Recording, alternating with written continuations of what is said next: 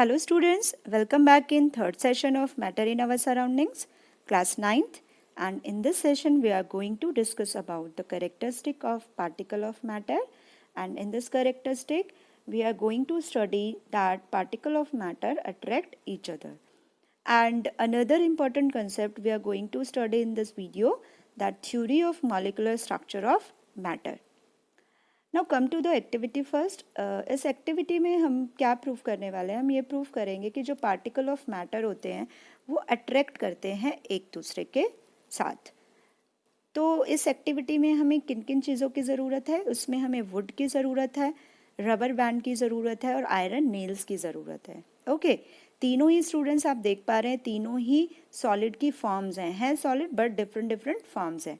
अब हम करेंगे क्या, हम इन तीनों जो हमारी स्टेट ऑफ मैटर्स हैं जैसे सॉलिड के ही फॉर्म है, इन तीनों को हम ब्रेक करने की कोशिश करेंगे यूजिंग हैमर. हैमर के थ्रू हम क्या करेंगे, इसको ब्रेक करेंगे. अब स्टूडेंट्स, ब्रेक करने के लिए हमें फोर्स की ज़रूरत पड़ेगी, बट तीनों के अंदर ही फोर्स का जो अमाउंट होगा वो अलग अलग होगा, क्योंकि हम देख सकते हैं कि जो रबर बैंड है वो ईजीली ब्रेक हो जाएगी एज़ कम्पेयर टू वुड, और वुड ईजीली ब्रेक हो जाएगा as compare to iron nail. यानी कि जो आयरन नेल है, आयरन नेल के अंदर सबसे ज़्यादा फोर्स लगाएंगे तभी वो ब्रेक डाउन होगा. ब्रेक तो हो जाएगा बट फोर्स ज़्यादा लगाना पड़ेगा. अब इसके पीछे रीज़न क्या है? इसके पीछे रीज़न यही है कि जो पार्टिकल्स हैं हमारे आयरन नेल के, वो क्या है, क्लोजली पैक्ड हैं. वो क्या हैं, क्लोजली पैक्ड हैं. That it is difficult to separate those using hammer in comparison to wood and rubber band. यानी कि ये मुश्किल हो जाएंगे क्योंकि ये क्लोजली पैक्ड है, इनके पार्टिकल्स के बीच में अट्रैक्शन बहुत ज़्यादा है, इसीलिए इनको ब्रेक करना बहुत ज़्यादा मुश्किल होगा एज़ कम्पेयर टू वुड और रबर बैंड. राइट, तो ये थी हमारी एक्टिविटी. अब हम पढ़ेंगे इम्पॉर्टेंट थ्योरी. तो वो थ्योरी क्या है? हमारी थ्योरी है मॉलिक्यूलर स्ट्रक्चर ऑफ मैटर की. तो ये थ्योरी बहुत ही इंपॉर्टेंट है. आगे जो भी हम कंसेप्ट पढ़ने वाले हैं इस थ्योरी पे बेस्ड होंगे, तो इस थ्योरी के स्टूडेंट्स ध्यान से समझेंगे. जितनी भी एक्टिविटी मैंने समझाई है अपनी प्रीवियस वीडियो में, उनको भी आप बार बार और ध्यान से समझेंगे, क्योंकि अगर आपको ये पार्ट समझ नहीं आए, आप फर्स्ट 3 पार्ट समझ नहीं आए इस चैप्टर के, तो आपको आगे क्वेश्चंस अटेम्प्ट करने में बहुत ज़्यादा मुश्किल आएगी. तो स्टार्ट करते हैं हमारी थ्योरी के साथ, मॉलिक्यूलर स्ट्रक्चर ऑफ मैटर की. तो इस थ्योरी में जो पहला पॉइंट है वो पॉइंट ये है कि जो मैटर होता है वो स्मॉल पार्टिकल से मिलकर बनता है. Matter is made up of small particles, और उसको कहते हैं हम क्या, molecules. Okay, now come to the second part of this theory. Second part कहता है हमें कि they are state of continuous motion. ये हमने एक्टिविटी में भी समझा था कि जो पार्टिकल ऑफ मैटर होते हैं वो कंटिन्यूअसली मूव करते रहते हैं. And due to this we can say they possess kinetic energy, और इसी वजह से हम कह सकते हैं इनके अंदर क्या होती है, काइनेटिक एनर्जी होती है. ओके, अब थर्ड जो हमारा है, थर्ड है कि काइनेटिक एनर्जी इंक्रीज होती है with the increase in temperature.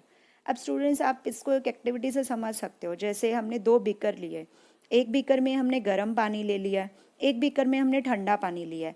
तो जो गर्म पानी वाला बीकर है उसके अंदर मैंने शुगर को ऐड कर दिया. ठीक है, ये फर्स्ट बीकर है, ये सेकंड बीकर है. इसमें हमारा कोल्ड वाटर है, इसमें हमारा हॉट वाटर है. ठीक है, अब इसमें मैंने शुगर को ऐड किया और इसमें शुगर को ऐड किया, तो किस में जल्दी मिक्स होगी, जो गर्म है उसमें, क्योंकि जो मूवमेंट है, जो काइनेटिक एनर्जी है, इंक्रीज हो जाएगी with the increase in temperature. जैसे टेम्परेचर बढ़ाया तो काइनेटिक एनर्जी बढ़ गई, जिस वजह से चीनी क्या हो गई, इजीली घुल गई. ठंडे में घुलेगी पर देरी से घुलेगी. तो ये था हमारा थर्ड पॉइंट कि kinetic energy increases with the increase in temperature. Now come to the fourth one. इसमें क्या है, काइनेटिक एनर्जी मैक्सिमम होती है गैसियस फॉर्म में, एज कम और लीस्ट होती है सॉलिड में. जैसे हमने एक एक्टिविटी में देखा था अगरबत्ती वाली में, उसमें गैसियस में थी, हवा में मिल गए थे उसके पार्टिकल्स. तो काइनेटिक एनर्जी मैक्सिमम कहाँ होती है, गैसेस में, एज और लीस्ट कहाँ होती है, सॉलिड में. Now come to the fifth one. Fifth हमारा पार्ट है वो कहता है कि the space between molecules is called intermolecular space. अब स्टूडेंट्स, जो मॉलिक्यूल्स होते हैं जैसे ऐसे मॉलिक्यूल्स होते हैं, ठीक है, एक बीकर के अंदर पार्ट रखा हुआ है हमारे पास और इसमें मॉलिक्यूल्स है. बोलते हैं जो स्पेस होता है इन मॉलिक्यूल्स के बीच में, ये मॉलिक्यूल्स हैं, इनके बीच में जो स्पेस है उसको इंटरमॉलिक्यूलर स्पेस बोला जाता है.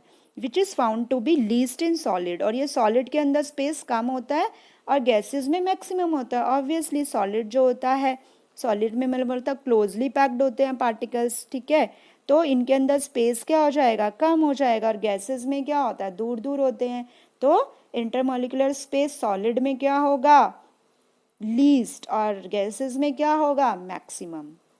Now come to the next one, there is a force that exist between particles, और इनके बीच में फोर्स भी होता है, जो ये मॉलिक्यूल्स हैं इनके बीच में फोर्स होता है, ठीक है। अब फोर्स जो होता है उसको बोलते हैं इंटरमॉलिक्यूलर फोर्स, क्या बोलते हैं, इंटरमॉलिक्यूलर फोर्स, और स्पेस को क्या बोलते हैं, intermolecular space. Now next one is, अब ये है कि इंटरमॉलिक्यूलर जो फोर्स होता है वो डिक्रीज होता है, क्या होता है, देखो एरो का साइन नीचे की तरफ है, मींस ये क्या बोल रहा है, डिक्रीज, ये डिक्रीज होता है, ये क्या होता है, डिक्रीज, और डिक्रीज होता है कैसे, अगर इंक्रीज होगा इंटरमॉलिक्यूलर स्पेस। ध्यान से समझेंगे इसको स्टूडेंट्स, इन्होंने बोला है कि इंटरमॉलिक्यूलर फोर्स कम होगा अगर इंटरमॉलिक्यूलर स्पेस ज़्यादा होगा, जैसे हमने रबर बैंड का देखा, ठीक है, और हमने देखा आयरन नेल में जो स्पेस था वो कम था, पार्टिकल्स के बीच में स्पेस कम था, तो क्या हो रहा था वहाँ पर, फोर्स क्या लग रहा था, ज़्यादा लग रहा था। अब वो बोल रहा है कि इंटरमॉलिक्यूलर फोर्स कम लगेगा अगर इंटरमॉलिक्यूलर स्पेस ज़्यादा होगा, यानी कि अगर पार्टिकल खुले खुले रखे हैं तो यहाँ पर फोर्स क्या लगेगा, कम लगेगा, यानी इंटरमॉलिक्यूलर स्पेस ज़्यादा है तो इंटरमॉलिक्यूलर फोर्स कम लग रहा है, अगर इंटरमॉलिक्यूलर स्पेस कम है तो इंटरमॉलिक्यूलर फोर्स ज़्यादा लगेगा। तो ये इन्वर्सली प्रोपोर्शनल होता है स्टूडेंट्स, जो इंटरमॉलिक्यूलर फोर्स होता है वो इन्वर्सली प्रोपोर्शनल होता है इंटरमॉलिक्यूलर स्पेस के। तो ये ध्यान से कंसेप्ट को समझेंगे, लास्ट वाले कंसेप्ट को, ओके। तो ये थे हमारे theory of molecular structure of matter, right. अगर आपको फिर भी कोई डाउट है इस थ्योरी में तो आप मुझे कमेंट सेक्शन में पूछ सकते हैं, और इस थ्योरी को समझने की कोशिश करेंगे, हर एक पार्ट को समझेंगे जो हमें आगे चैप्टर में बहुत ज़्यादा हेल्प करेगा। Thank you, have a nice day.